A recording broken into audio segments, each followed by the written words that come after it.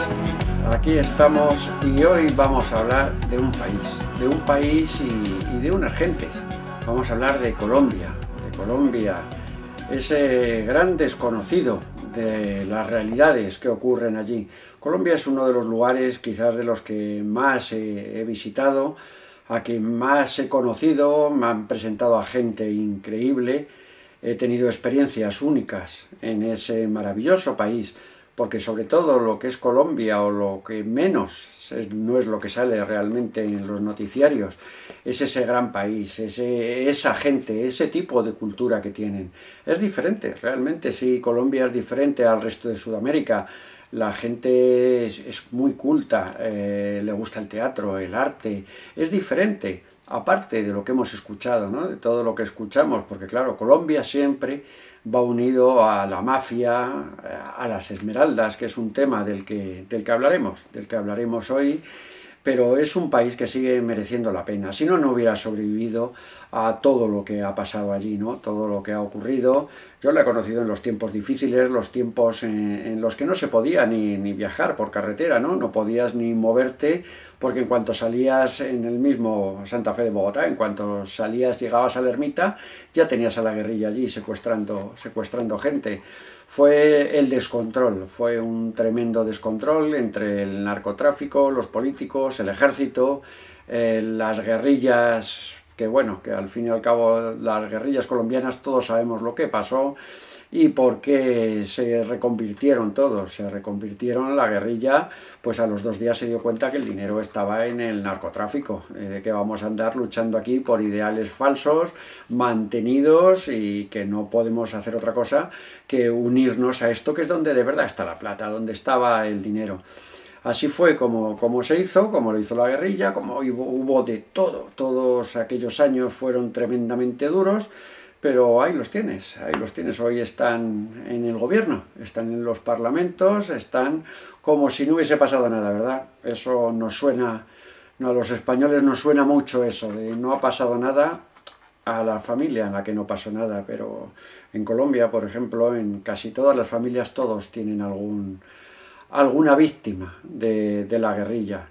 Pues igual que ocurrió en nuestro país, también tenemos muchas víctimas de lo que ocurrió, y las cosas pues no son tan sencillas como se dicen de olvidar, ¿no?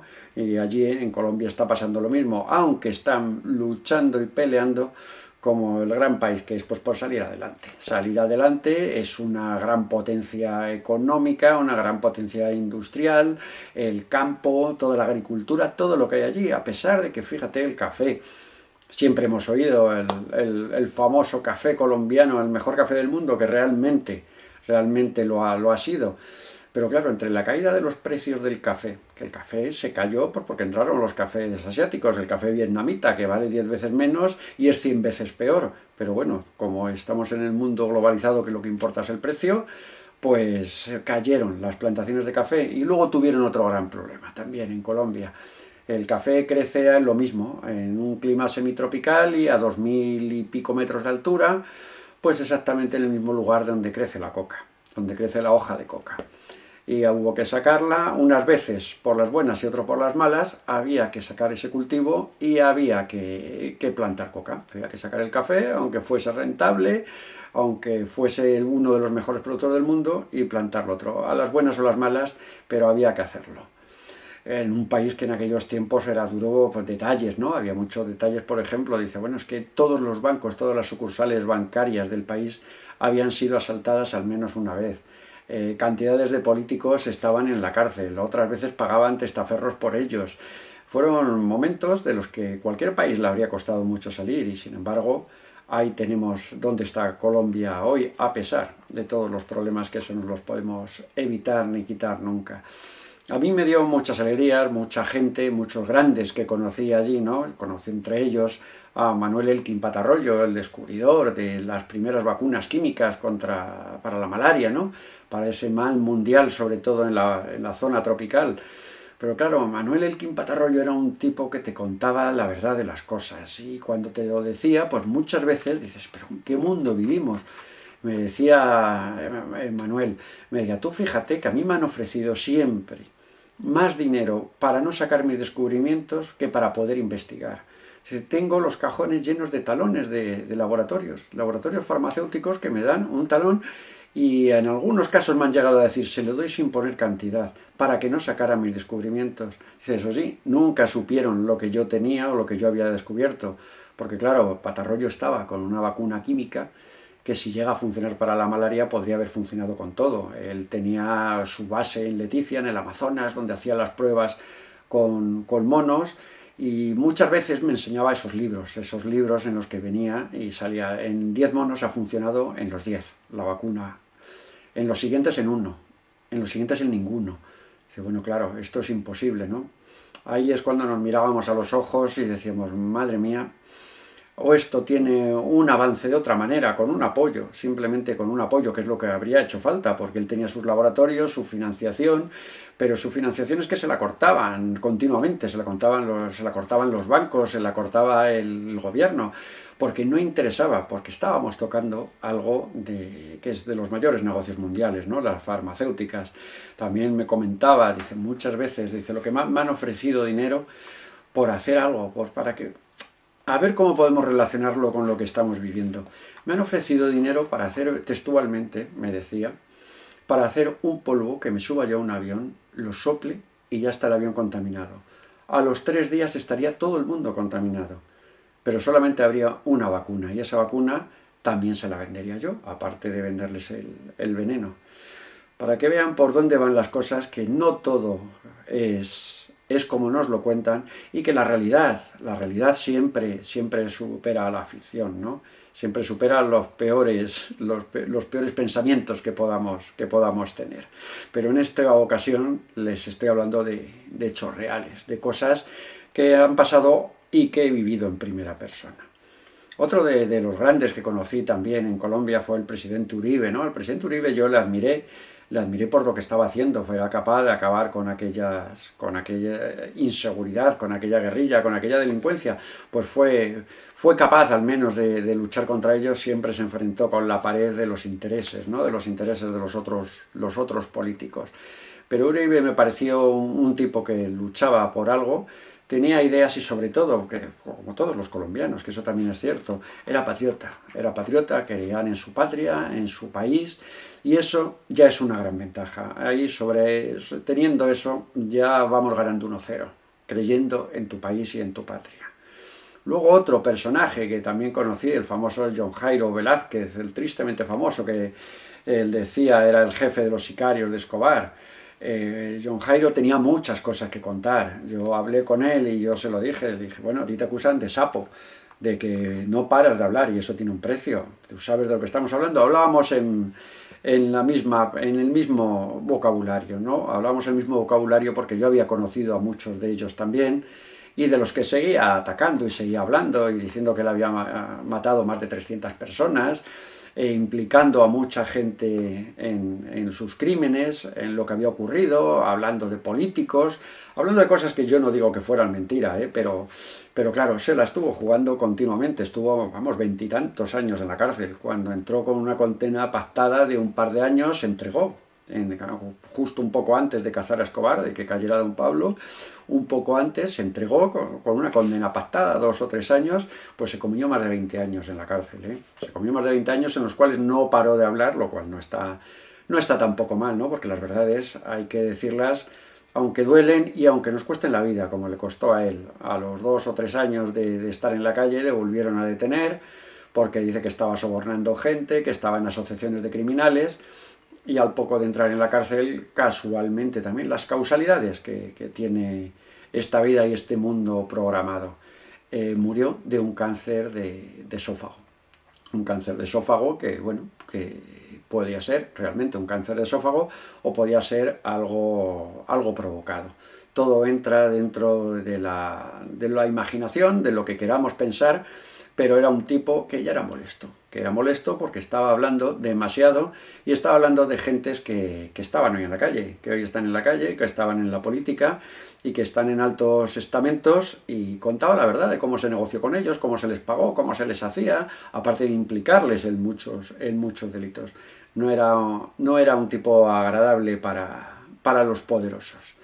Pues lo que a él le ocurrió, nunca lo sabremos, pero al menos nos queda esa duda que desde luego yo la tengo. Y bueno, Colombia tiene también muchas más cosas, y una de las principales, y de lo que hemos anunciado en este vídeo que vamos a hablar, es de las esmeraldas, ¿no? De las famosas esmeraldas, esas piedras preciosas que tienen su mayor mina, o donde más existen en el mundo, es en Colombia, el Muzo, en las minas de Muzo, muy cerca de Bogotá. Aquello sí que es territorio comanche, es el oeste, ¿no? Aquello es como el oeste, como los antiguos buscadores de oro. Están las grandes minas, que son las explotaciones, que lo sacan y toda la morralla, todo lo que sobra, lo van echando al río Minero, y allí es donde está la gente rebuscando qué es lo que se han dejado, qué esmeralda pueden sacar, todos esperando la famosa gota de aceite, la esmeralda millonaria, ¿no? La que les puede retirar. Y estas esmeraldas, o este negocio, lo manejó hasta su fallecimiento, hace poco tiempo, don Víctor Carranza. Víctor Carranza, me puedo jactar de haber sido amigo suyo, es un tipo que realmente cuando no le conocías decías, bueno, te hablaban de él, pues vamos, el criminal más grande del mundo. Te decían, no hables con él, es prácticamente imposible llegar. Pues bueno, llegamos hasta él, estuvimos charlando en una de estas conversaciones que no puedes olvidar nunca, ¿no? Conversaciones cuando estás en el hotel en Bogotá y te llaman un día y te dicen, tiene que venir, que hoy le recibe don Víctor. Ha llegado con el helicóptero, está en una finca y ahí le va a recibir. Va a cenar usted con él. Esa fue la primera vez que nos vimos. La verdad es que cuando me enfrentan al que decían que era el fundador de los paramilitares, que había matado a Gacha, el mexicano, que fue fundador de las FARC, había montado un ejército paralelo. Él decía que para defenderse del narcotráfico. Ese ejército paralelo luego tuvo pues muchísimas connotaciones, tuvo muchísimas acciones también vinculadas a él, ¿no? Porque al fin y al cabo estamos hablando de dinero, y el dinero es lo que los mueve a todos.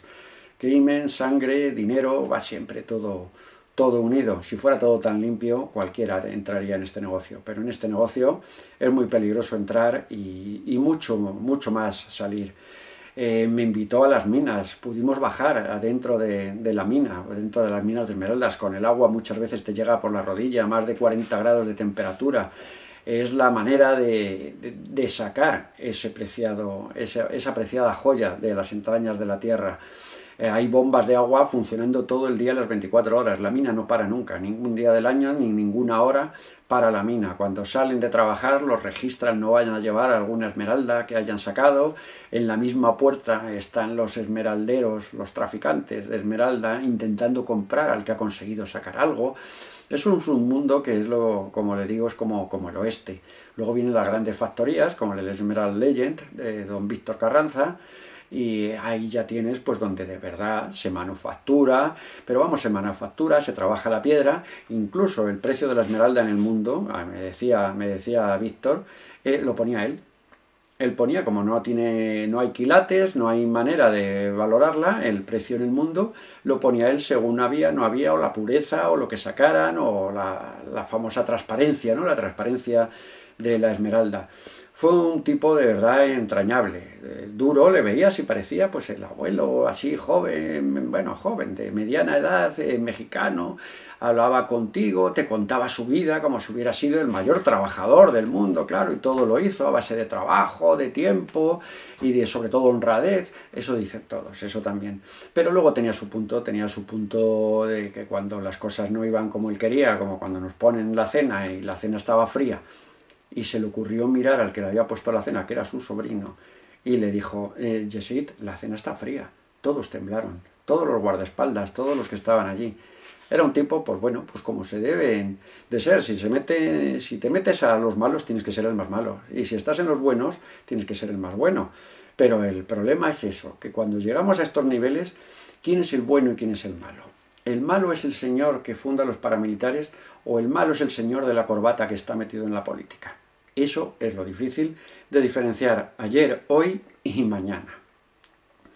Otra de las cosas que me sorprendió siempre en Colombia fue el Museo del Oro, ¿no? El Museo del Oro muchas veces nos lo cerraron solo para nosotros, los lunes que cerraba el museo, nos lo cerraban para poder grabar. Y bueno, aquello es impresionante. El Museo del Oro de Bogotá dice, ¿cómo puede haber tal cantidad de materiales preciosos? Está hasta la barca que encontraron en Guatavita. A mí Guatavita es uno de los lugares del mundo, la laguna de Guatavita, que más me ha impresionado, ¿no? Donde empezó toda la leyenda,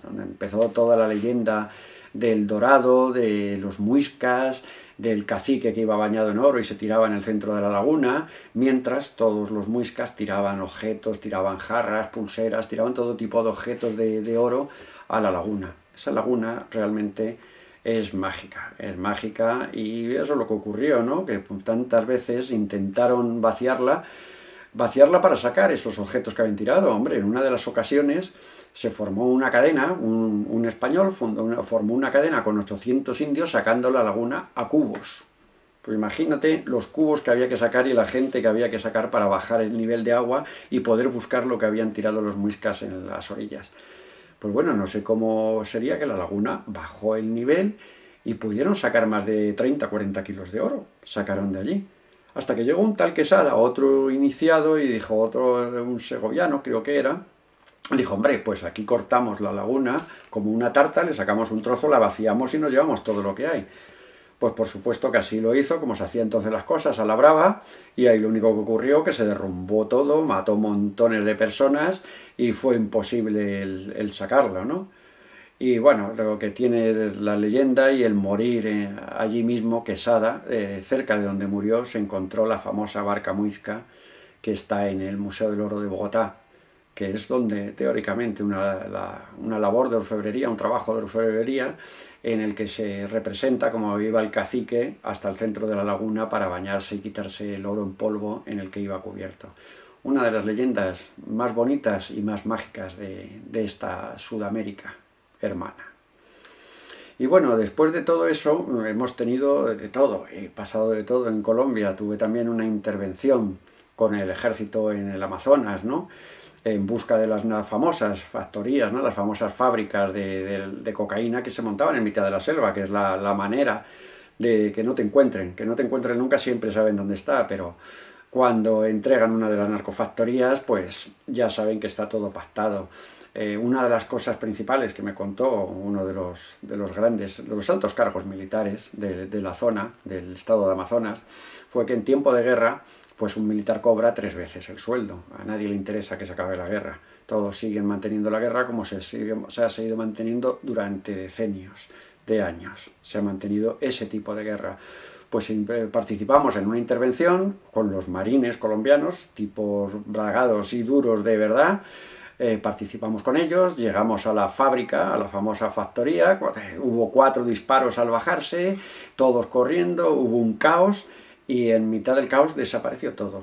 La factoría ya estaba vacía, aquello se quemó para los noticiarios, aquello quedó como si hubiese sido lo mejor y el mejor acto antidroga. Todo se basa también en las ayudas que recibes, ¿no? De los gobiernos, del gobierno americano, que el gobierno americano, no olvidemos nunca, que si te da todo lo que te está dando para luchar contra la droga, es porque en ese negocio ellos no se llevaban nada, ¿no? En el negocio de la cocaína iba para allá, para Estados Unidos, se vendía y todo el dinero volvía a Colombia. Así había las grandes fortunas que había en Colombia, de las cuales han aprendido mucho. Ya no se trabaja como se trabajaba antes, ya no son ostentosos como lo fueron entonces, que había que ver lo que tenían. Los que trabajan hoy en día saben cómo hacerlo, saben en qué invertir, saben cómo mover el dinero, no se montan grandes fincas, ni van hablando en televisión, ni se presentan en política, que es lo que todos aprendieron de Pablo Escobar, que no se debe de tocar, y es lo único que no le permitirán, porque ese es el mundo suyo, eso es. Y en el estado de Amazonas, después de todo esto, de la intervención, de todo lo que hubo, dice, bueno, cuando hablas con ellos te dicen, no, los últimos 11 presidentes están en la cárcel, los presidentes, los gobernadores del estado. Dices, pero bueno, ¿qué vamos a esperar de esto? Al fin y al cabo es como hablamos siempre de esto. ¿Quién manda ahí? ¿O quién organiza todo eso? Son hombres. Y el hombre siempre tiene un problema. Tiene un problema que tiene un precio. Ese es el único problema que tiene el hombre.